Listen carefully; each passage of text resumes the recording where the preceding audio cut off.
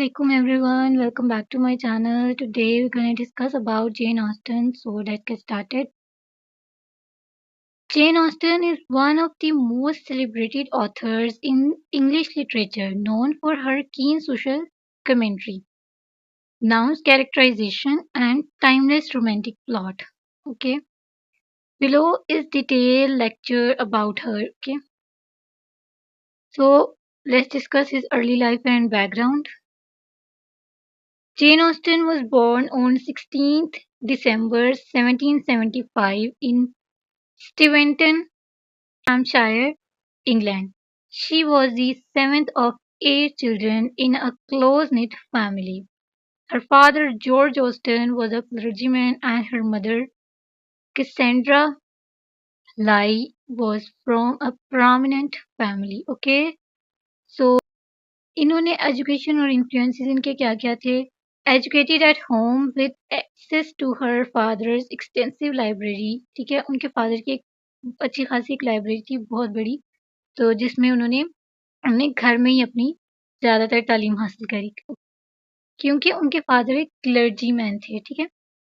Influenced by 18th century literature, particularly Samuel Richardson, Henry Fielding and Penny Burney. Okay, ये इन तीनों से बहुत ज़्यादा इंस्पायर्ड थी, ठीक है? राइटिंग बिगिनिंग्स, इन्होंने अपनी राइटिंग कैसे शुरू करी? Begins writing in her teens, creating parodic and satirical works later compiled as juvenilia. Early works show her wit and critique of sentimental novels popular at the time. ठीक है, तो इन्होंने अपनी राइटिंग बहुत छोटी एज में ही, यानी अपनी जो टीन एज थी उसी में अपनी राइटिंग स्टार्ट कर दी थी। उन्होंने पैरोडी लिखी, स्टिरिकल वर्क लिखा, ठीक है, और जो कि और फिर बाद में इन्होंने जुवेनिलिया भी लिखा था, और ये काफ़ी पॉपुलर नॉवेल्स इनके हो गए थे। इनके टाइम के बाद, कुछ टाइम के बाद ये बहुत ही ज़्यादा सेंटिमेंटल नॉवेल लिखने लगी थी, जो कि बहुत ज़्यादा पॉपुलर हुए उस टाइम पर, इनके टाइम पर। नेक्स्ट इनके जो मेजर वर्क्स हैं वो कौन से हैं? Jane Austen wrote 6 major novels, all of which examine themes of love, marriage, class and society. Okay, so first is major novel work is sense and sensibility, जो कि इन्होंने 1811 में पब्लिश किया था। उसका जो प्लॉट था वो किस चीज़ के अराउंड था? टेम्परामेंट ऑफ टू सिस्टर, ठीक है, contrasting temperament of two sisters. Elinor, जो जिसको सेंस के नाम से उन्होंने उसके टेम्परामेंट को शो किया है, और जो मैरियाना थी उसको सेंसिबिलिटी के नाम से शो किया, ठीक है। थीम्स इसमें क्या-क्या थे? Rationality versus emotions, societal expectations and the role of women. ये सेंस सेंसिबिलिटी में इन्होंने ये थीम्स यूज़ करे थे, इनके one of the major works में से। क्लियर?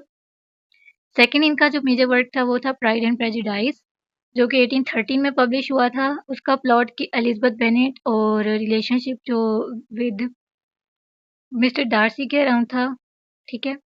इसकी जो स्टोरी है वो एलिज़ाबेथ बेनेट और मिस्टर डार्सी के अराउंड घूम रही थी, ठीक है, जो कि मिसअंडरस्टैंडिंग की वजह से उनके दरमियान में एक प्राइड और प्रेजुडाइस क्रिएट हुआ था।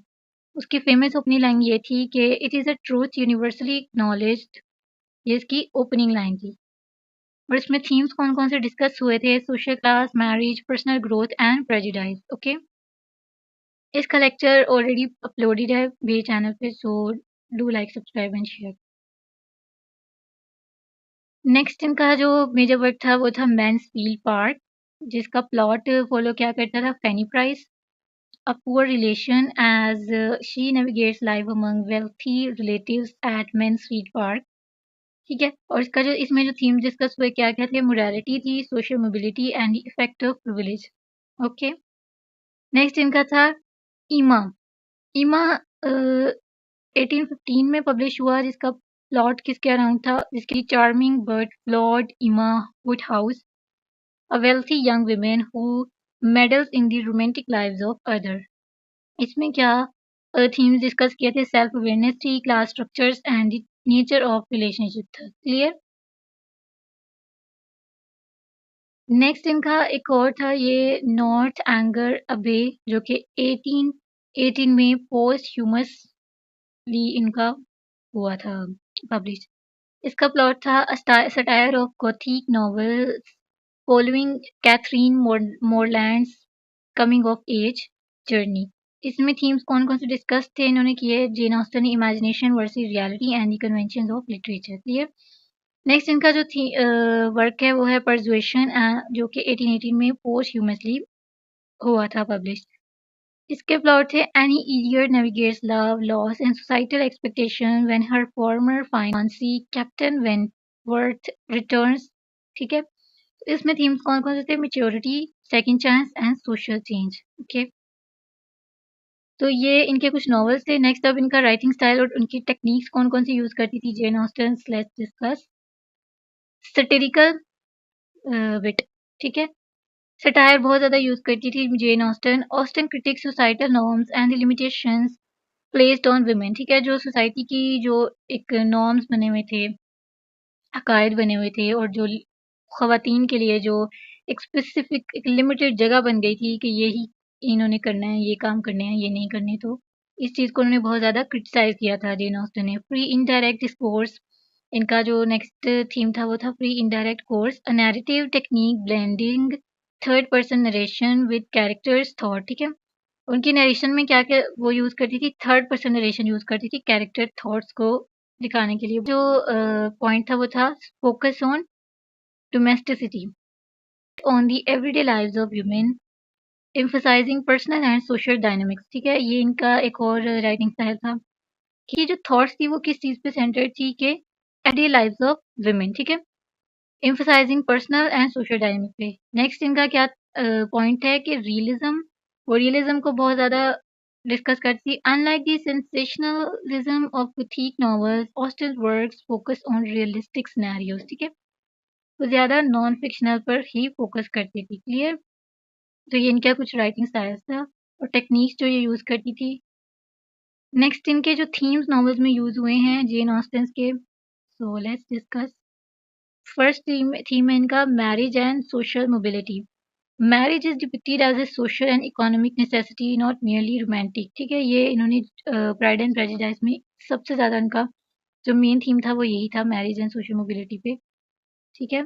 नेक्स्ट इनका थीम थीम है class and wealth. Austen critiques the rigid class hierarchy and the role of money in relationship, ठीक है। कि उन्होंने इस चीज़ पे भी क्रिटिसाइज किया कि एक जो एक सोशल क्लास बन गई है उस पे, और जो एक रिलेशनशिप्स में जो रोल ऑफ मनी है उस पे इन्होंने बहुत ज़्यादा क्रिटिसाइज किया था जीन ऑस्टन ने। नेक्स्ट इनका थीम है gender roles, highlights women's dependence on marriage and critiques their limited opportunities, clear. का ये पॉइंट था कि शादी का मतलब ये नहीं होता कि डिपेंडेंट होना किसी दूसरे पे अपनी अखराजात के लिए, अपनी खुशियों के लिए या अपनी जो अपॉर्चुनिटीज़ हैं उनके लिए, ठीक है। नेक्स्ट इनका थीम था morality and ethics, characters are often judged by their moral choices and personal growth, clear. Next इन्होंने जो लेजेसी और इनके जो इन्फ्लुएंसेस थे वो क्या थे। इनिशियल रिसेप्शन का था कि John ऑस्टन्स work were modestly successful during her lifetime but gained immense popularity in the 19th and 20th century, ठीक है।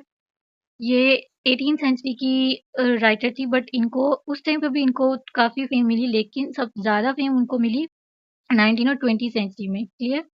Literary influence inspired countless authors including Virginia Woolf who praised her genius, ठीक है। 20th century के जो writers हैं वो ज़्यादा influence हुए थे इनसे, यानी जो वर्जीनिया वुल्फ थी उन्होंने इनकी काफ़ी इनकी जीनियसनेस की बहुत तारीफ करी करती थी वो हमेशा।